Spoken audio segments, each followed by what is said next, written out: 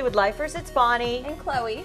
And we're here today to talk to top celebrity divorce attorney, Paul Catsandonis. And we want to talk to him right now about Demi and Ashton and what would happen if they get a divorce. Now, there is a rumor going around that their marriage may not even be legal because it was a Kabbalah marriage. And apparently Kabbalah marriages are being challenged in court. So would they even have to get a divorce? Or would they just get an annulment or do anything if they weren't married properly? I think in this situation, you're looking at an annulment, not a divorce, because the marriage, supposedly at the time it was entered into, was not a legal marriage. It was not a proper marriage. Just to be on the safe route, I would definitely go for an annulment. So what is an annulment? What do you do? Do I need a divorce attorney to get an annulment? Well, usually that would be the person you would go to, just to go to a matrimonial lawyer, a divorce lawyer to get the annulment. They sold their wedding pictures to OK Magazine. Now, wouldn't that be proof that it was a real marriage?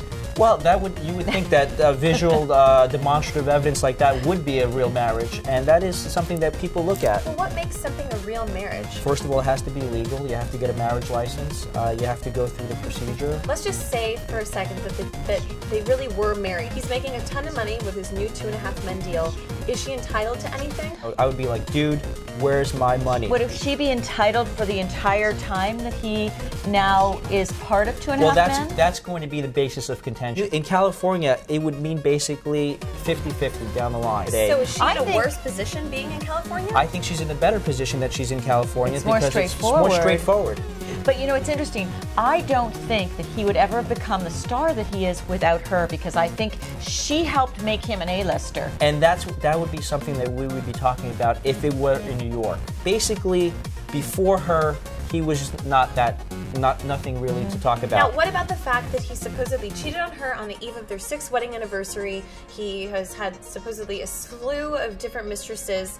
Can she bring this up in court? Does California care? And any good matrimonial lawyer would use it to sort of character assassinate the other side. And would that help you get a more equitable part of his money? Look, none of this is written in law, okay? It's nothing black letter, but it's part of the whole package. It's part of what an attorney does to sort of put his client in the most favorable light. Would they have put something in that would say that she's only entitled to a certain amount after, or he's only entitled to a certain amount? Can you opt out of that 50-50 rule? You can contract anything you want, basically. That's what a contract is. You have the liberty to do whatever you want. I would think in this particular situation, when Demi Moore married Ashton Kutcher in California, I would think that she had a prenuptial to protect her assets. She was a big star at that time. So, he wasn't. So bottom line is this. Demi is supposedly meeting with divorce attorneys, talking to them, consulting them. We don't know if that's necessarily true, but if she is, what do you think they're talking about behind closed doors right now? Well, the first and foremost thing they would be talking about, if there is a prenuptial, to see whether or not there's any holes in that prenup. Unfortunately, a lot of prenuptials can be set aside. You get an aggressive lawyer out there, he can put holes into that. Okay, and so then would you try and set aside the prenup, except it might be dangerous to her, because then you could have a claim on her. And take Ashton for everything. No matter what state you're in, if you're representing Ashton Kutcher, you're going to go out there and you're going to try to put holes in that prenup and set it aside. Ultimately, we'll have to see who's got more money at this particular situation and who is going to benefit from setting this prenup aside. That's something a divorce lawyer has to look at. They have to be sort of like a physiognomist. You look at the client and you have to really figure out where they are emotionally and mentally.